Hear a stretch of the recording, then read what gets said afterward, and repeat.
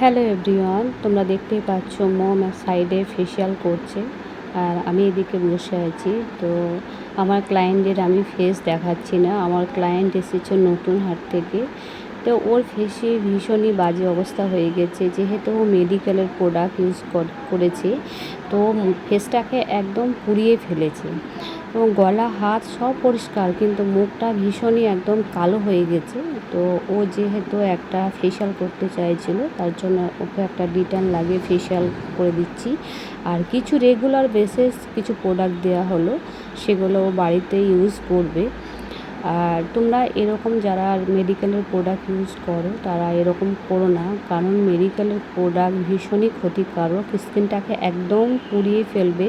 তো যতটা পারো তোমরা মেডিকেলের প্রোডাক্টটাকে অ্যাভয়েড করে চলো।